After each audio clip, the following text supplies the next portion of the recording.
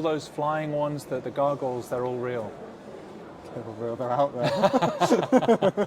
Space Marine 1 was quite a long time ago, and this one was quite kind of anticipated for quite a long time, right? Yeah. Yes, so it's been, I think, 11 or 12 years since the first game, and I know that Games Workshop were looking for the right studio to partner with for this for a long time, and so we got in there. Nice. And that's the fact that there's been that kind of long period and lots of hype since the announcement as well. Does that kind of add an extra layer of pressure, or do you just kind of tune it out? No, of course there's pressure. This is sort of harks back to people's golden memories of playing Space Marine way back, and often we find that people have a different memory of what it was like than it really was, and so it's a bit like those childhood shows that you watch, and then when you watch them again they're not quite everything you thought, but we've stayed very true to the original, and we've tried to evolve naturally from that rather than do anything differently. And so far it seems to be working. People appreciate it, but the pressure's there. What are some of those things you have to do? Like, there's an interesting point, like that kind of like nostalgia tinted glasses that people have. Yeah. What are some of the things you're like, oh, actually, if we did it exactly like it was back then, you probably wouldn't like it now? What are some of the things you've had to like tweak and change to make it match like the nostalgia version in your head rather than the reality? I think first of all times have changed, and in terms of like performance, I think things were a bit more heightened and caricatured back then. Mark Strong's voice performance was fantastic, but I think like the storytelling methods has changed quite a lot in 12 years. So now it's a bit more realistic, a bit darker, a bit harsher. And so we've had to go more in that direction to keep up with the times, I think. Nice. Is Mark Strong in this one? He's not. No. He's done very well for himself in the last 10 years. So. Yeah. Doesn't answer those calls anymore. Really. No. So we've got Clive Stannon instead, who plays Rollo in Vikings. Oh yeah. And he's quite a different flavour, but I think it works for the character trajectory of the main character, which you'll find out more about once you actually play the full game. Nice. Yeah. And it's a really cool demo because, even as I said a minute ago, I'm no big expert or anything, but it kind of just chucks you straight into the world. It's like you don't need much more context to start shooting things. Right? That's great. I mean, that's been really important for us, because I'm glad you said you're not a Warhammer sort of fan, because this game isn't just for Warhammer fans, and we've spent quite a long time balancing being absolutely faithful to the IP and also making it accessible to people who aren't familiar with it, who've maybe never read a Warhammer novel or played the games, and give them an easy access point into this incredible world. So I'm glad you found that. Definitely. But I imagine if my life had gone a different way, because my experience with Warhammer was just there was a Games Workshop in Woking where I'm from, and I did venture in there because I was like, I like games, I like figures and toys and stuff, and I bought a load of them. I had like some friends that were really into it, and then it got to the point where you have to paint them yourself, and I was like, this just looks terrible. What have I spent my hard-earned pocket money on? And I've just turned it into this incomprehensible. Yes, that's how we all begin. Yeah, I played in the local store in Nottingham. I'm actually from the same town where the headquarters are. Oh, cool. And I remember being 15 and standing in front of the Space Marine statue in awe, But the painting I was not so good at. That's what I was going to say. If I'd gone down a different path and had kind of, stuck with it and become like a mega fan, I imagine there's stuff in there. I imagine the lore is pretty deep and there's loads of Easter eggs and that kind of stuff. Yes, right? Loads of reference points. I mean, all of our team are fans. I mean, they have monthly painting competitions, they have all the novels and everything, so they've paid such close attention to detail that real fans will appreciate everything that we've done. Nice. And I wanted to say something like about the what's the word?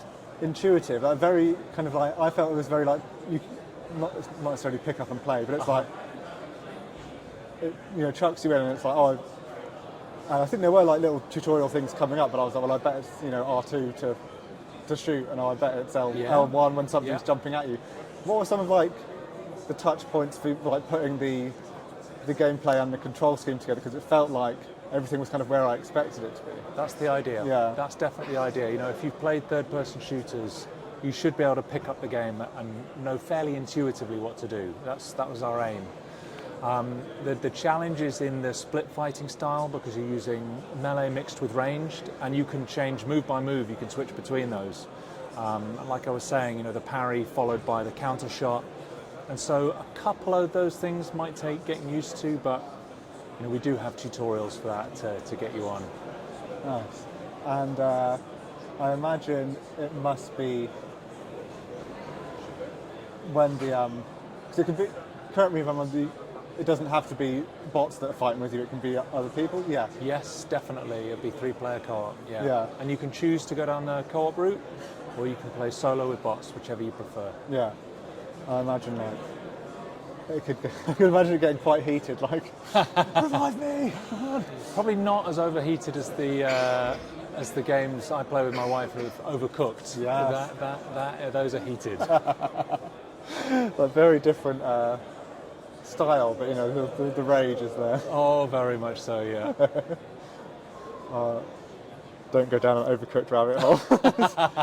Oh, one thing I wanted to ask, if you had any kind of general tips to save people from dying a million times, but I guess dying a few times is part of the fun as well. Yeah, of course, and natural for your first session with most games. I think the thing is, Space Marines are very versatile warriors, and so getting the right balance between melee and ranged is the key. I think when you get swarmed, it's time to put away your rifle and switch to your blade. And there's lots of great, you know, if you can get the parries right and the counter shots and the counter attacks, the executions right, you can just plow through enemies.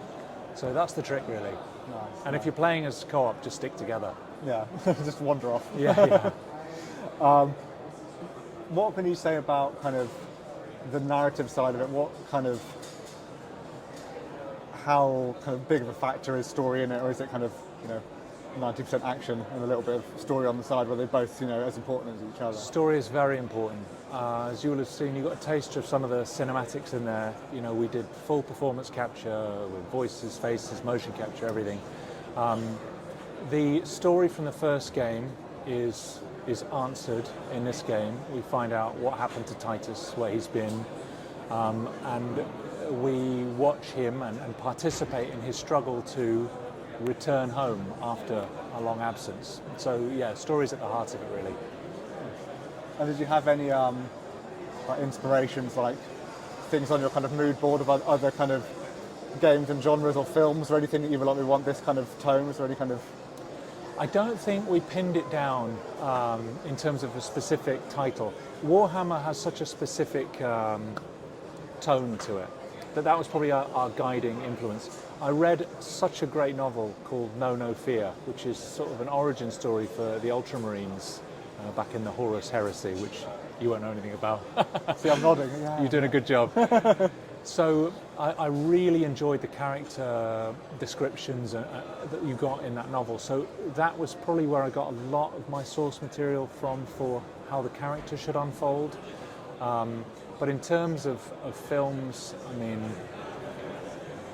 I love the power of something like The Edge of Tomorrow. You know, there's giant mech suits with all that stuff. And so in terms of cinematic tone, I mean, my favourite director is Terrence Malick. So there's none of that in there. But we just tried to make sure it didn't feel like something you were watching, but something you were participating in. So we didn't just confine the storytelling to the cinematics. It should unfold as you're playing the game. Like, you feel like it's happening to you. Nice. And I'm not sure how to phrase it.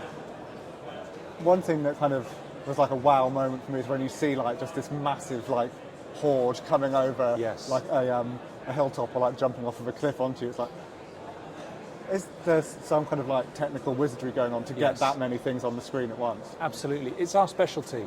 So Sabre created the Swarm engine for World War Z, and that allowed us to have upwards of 500 actual enemies on screen all at the same time, and they act like a swarm. They pile up on top of each other.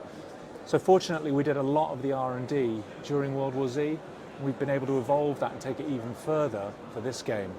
But yes, there is an incredible amount of AI, mathematics, everything that makes that possible. And also, you know, the graphical demands of having that many enemies on screen is a real challenge. And so our guys have done real wizardry to make that work. It's quite a unique selling point. Yeah.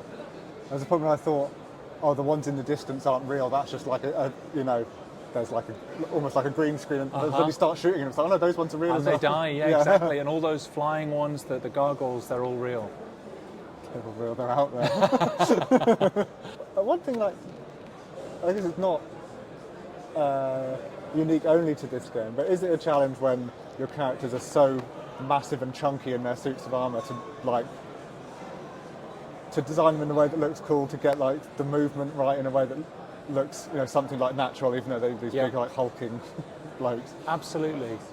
At the very beginning, Games Workshop put us in contact with the creator of the Space Marine, Jez Goodwin, and we met with him and we got to ask him how, like, are they slow, are they fast? And he explained that the armor isn't restrictive, that they're actually very agile, and he told us how they should move. He told us that, you know, these shoulder pads are sort of mounted on magnetic sort of fields that allow them to move and stuff. So we got a really good idea about how a Space Marine should function.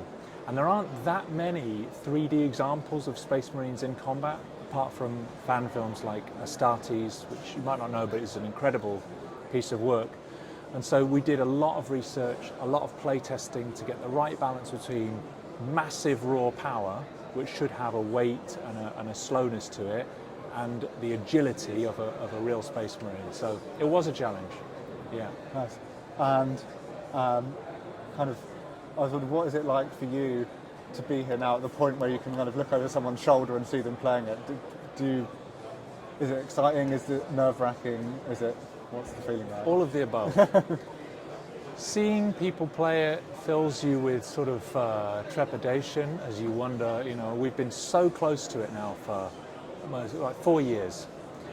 And to see people like you playing it, and not only playing it, but enjoying it and mastering it, and is a very satisfying experience. And I'm constantly sending messages to our team in the office. They like it, you know, so it's great.